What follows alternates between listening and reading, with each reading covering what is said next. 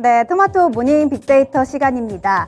파월의장은 연설에서 매파적인 발언을 이어나간 가운데 미증시는 이를 소화하면서 넷플릭스를 중심으로 강한 상승세가 이어졌습니다. 한편 우리 시장은 전거래일 리오프닝 관련주들의 하락이 눈에 띄는 시장이었는데요. 오늘도 전일 수급을 통해서 우리 시장 흐름 미리 체크해 보도록 하시죠. 네, 먼저 코스피 외국인부터 살펴보시죠. 외국인들은 SK하이닉스와 삼성전자, 반도체 투톱을 가장 많이 담았습니다. 4분기 실적이 저조할 것으로 보이는 SK하이닉스, 그리고 4분기 어닝 쇼크가 나온 삼성전자 쪽으로 최근에 실적 바닥에 대한 기대감을 모이면서 새해 들어서 수급이 몰리고 있는데요. 외국인들도 이 두 종목을 많이 담았습니다. 그 밑으로는 삼성전기와 삼성생명, 삼성그룹주들로 수급이 많이 몰렸는데요. 특히 삼성전기 같은 경우에는 MLCC 관련주로서 중국 내 스마트폰 수요에 대한 기대감에 실적이 개선될 것으로 보이면서 외국인들도 담았습니다. 그 밑으로는 포스코홀딩스인데요. 포스코홀딩스도 4분기 실적은 부진할 것으로 보이는 가운데 포스코가 올해 국내 기업 중 처음으로 실시한 해외 채권 발행에 성공하면서 2조 5천억 원의 투자 자금을 확보했다는 소식에 주가는 상승 흐름 나타났습니다. 이어서 기관 쪽의 매수 상황도 살펴보도록 하시죠. 네, 기관 쪽의 수급은 최근 시장의 흐름을 단적으로 보여주는 수급이 이어졌는데요. 반도체와 금융주 그리고 인터넷 플랫폼 대장주의 수급이 많이 들어왔습니다. 삼성전자를 기관은 가장 많이 담았고요. 그리고 KB금융과 하나금융지주 그리고 신한지주까지도 담았습니다. 최근 부동산 대출 규제 완화에 더불어서 주주 환원 정책에 대한 기대감으로 최근 시장에서 금융주들의 상승이 눈에 띄고 있는데요. 기관도 금융주를 많이 담았고요. 이어서 카카오 쪽으로도 매수 흐름이 이어졌습니다.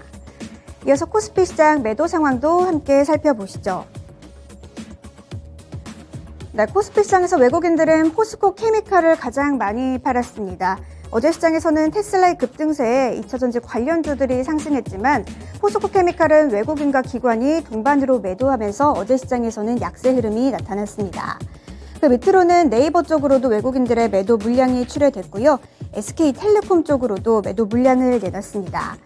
SK텔레콤 같은 경우에는 오픈랜 가상화 기지국에 대한 국내 상용화의 속도를 내는 가운데 이 기관이 꾸준히 매도 물량을 출회하는 가운데 주가는 2거래일 연속의 하락 흐름이 이어졌습니다. 밑으로는 LG생활건강과 아모레퍼시픽, 리오프닝 관련주들이 이름을 올렸는데요.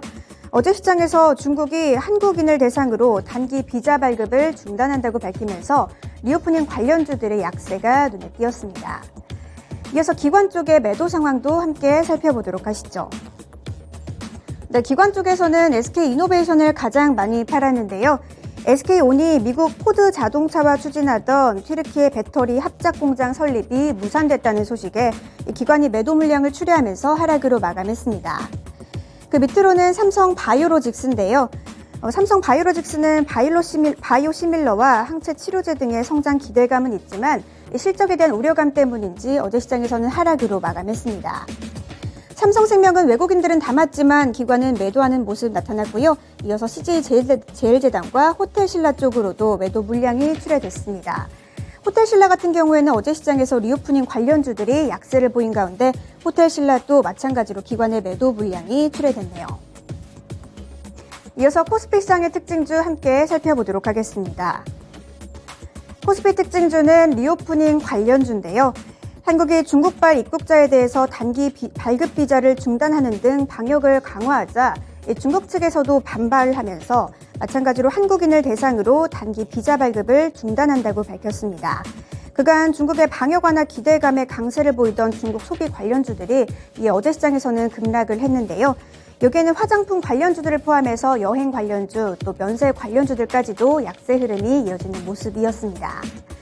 이어서 코스닥 시장의 수급도 함께 살펴보도록 하시죠.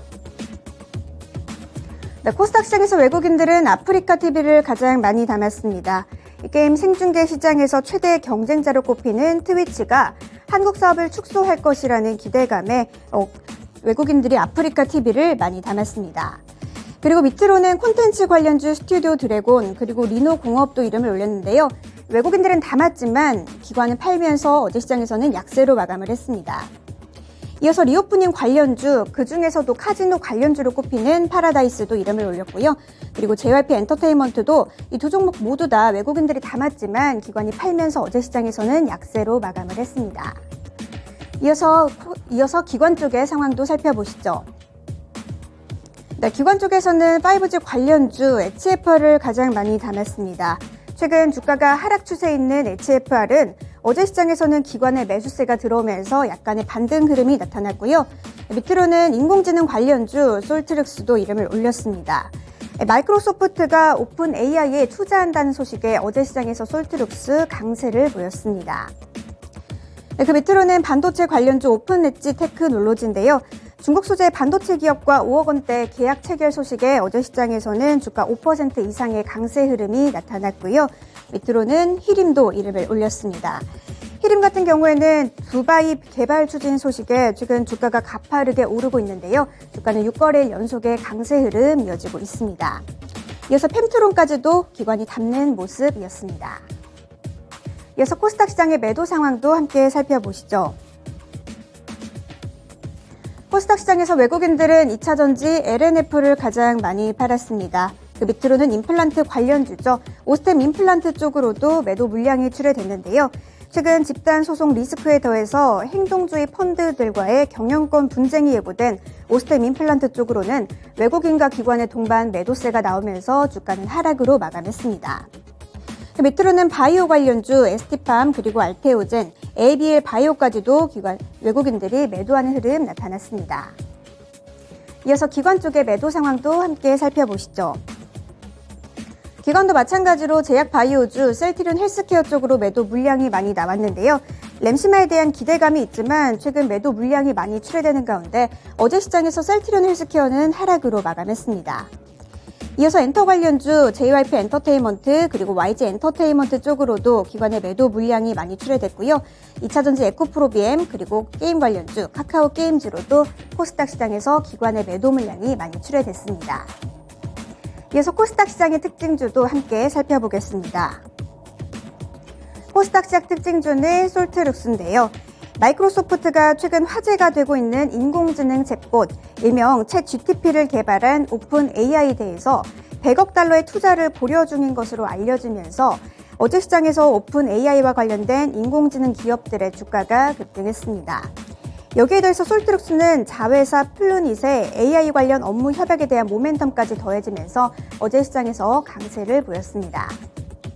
이어서 오늘의 주요 일정까지 함께 체크해 보도록 하겠습니다. 네, 주요 일정인데요. 미국과 일본의 외교 그리고 국방장관의 회담 개최 일정입니다. 현지 시간으로 11일 미국 워싱턴에서 개최될 예정인데요. 함께 체크해 보시면 좋겠습니다. 이렇게 주요 일정까지 함께 살펴봤고요. 지금까지 토마토 모닝 빅데이터 시간이었습니다.